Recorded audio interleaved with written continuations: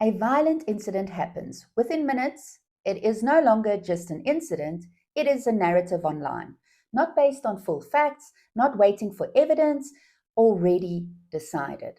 This is exactly what happened around an event that took place on 7 April 2026 on a farm outside Senekal in the Free State, South Africa. Shots were fired, a vehicle rammed into 65-year-old farmer Dr. Jaco de Villiers' vehicle. His pit bull was shot and killed. Tractor tires were slashed. Hay bales were set alight. And allegedly, his grandchildren were there during the incident. It was serious. It was violent. And rightfully so, it was labeled a farm attack. That label matters because a farm attack is not a specific crime in law. It is a broad classification used by the South African Police Service and organizations like AfriForum to describe any violent crime on a farm or a smallholding. That is regardless of motive, regardless of who is involved, and victims can be the owners, the workers, residents, tenants, or visitors on a farm or a smallholding. But once that label is applied, something shifts online. The facts stop leading. The narrative takes over. Spilling the tea, essay, light on the way. Spilling the tea, essay, truth won't fade away.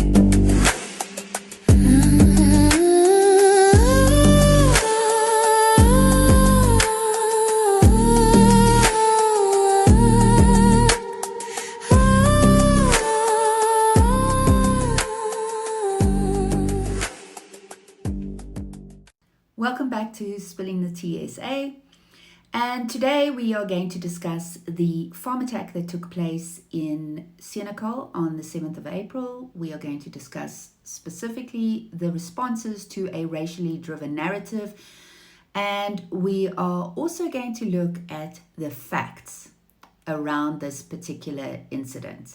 If you enjoy this video, please don't forget to like, subscribe, and share.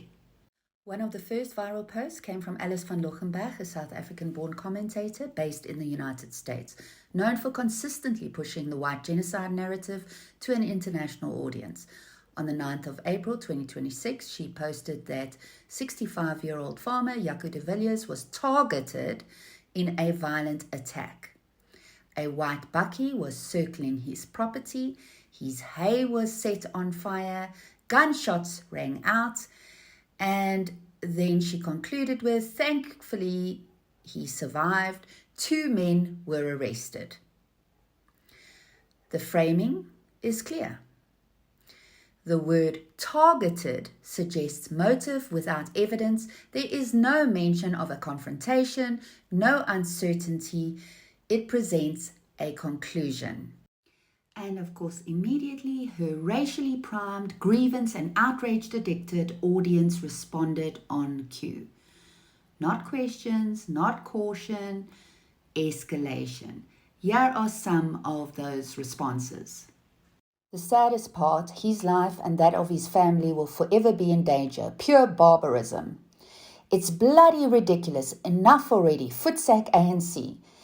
And then you get in trouble for shooting at trespassers. How do you know the intent of these things on your property? If you trespass, you need to be able to shoot on sight. We need to be able to save ourselves from any dangers or possibility of any form of harm. Black animals. Good news, he survived. He should have shot back and ended them there. There was pushback, and someone suggested that this looks like farmer turf war. And the response was, why would neighbors sabotage each other? That only happens in your culture, right? Within hours, the incident is no longer about individuals. It's also not about rural safety. It becomes about race, about politics, about white fear. The same pattern plays out on a local source. So when Landbou Weekblad posted the story on 9 April 2026, the tone was more measured. The post described Jaco de Villiers, 65, a cattle farmer from Senekal, and confirmed that his dog was shot, hay bales were burned. Those involved were not his business partners. The article headline was explicit.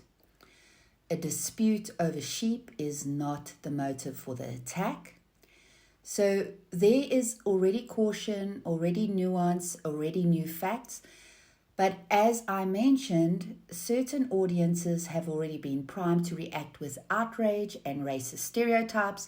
They will not let facts or nuance get in the way of their victimhood and outrage. The Landbou Weekblad article was posted on Facebook, and I must highlight that I find the racism, outrage, and weird victimhood on Facebook much worse than any other social media platform. But here's one of the responses: terrorist attacks, bastards start small, engage police and political response, document and video everything. Later the scum will try to downplay it, just like Nazi Germany's descent into utter demonic behavior. Barbaric, savages, imbeciles. Sadly, this is the mentality that's encouraged by their so-called masters. I think people have been told by the political leaders to take, kill. Do they not realize they are under God's judgment? Heaven is real, so is hell. Then in Afrikaans, but it's barbarians, but they eat at least 2 meals a day that the farmers provide.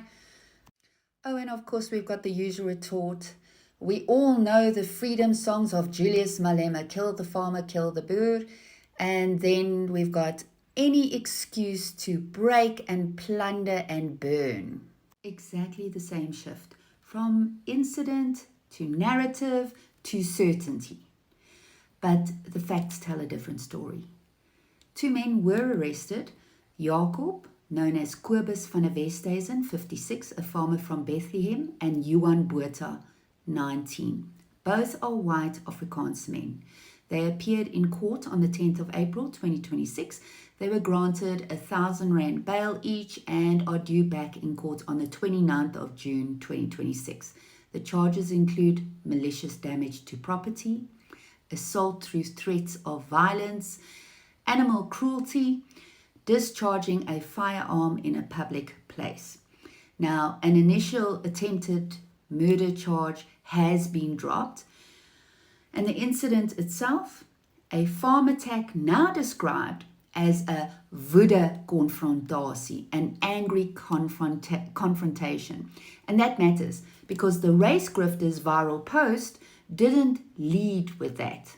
None of the outrage was built on facts. None of the racism was justified, as if it is ever.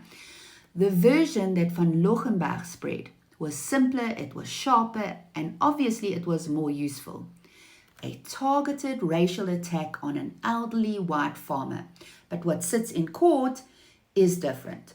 A violent confrontation between specific individuals. 2 white Afrikaans men and the white farmer involved with specific charges. But by the time the truth emerges, it doesn't matter. The fear has already spread, the outrage has sparked, there's divisiveness, the narrative has already landed. And the corrections, they don't go viral. That is the real story, not just the farm attack, but what happened afterwards. In fact, now that the details have emerged, there are even some commentators that are hinting at the actions being justified due to alleged sketchy business dealings by the alleged victim. How quickly it was reshaped, how confident initial conclusions were drawn, loud and wrong, and how easily facts were replaced. Because once a story like this is framed in racial terms, it stops being about the alleged victims or truth, it becomes about impact and engagement. And neither impact or engagement needs accuracy. You only need a story that an emotional and primed audience are ready to believe and run with. Thank you for joining me on Spilling the TSA. Spilling the tea, SA. light on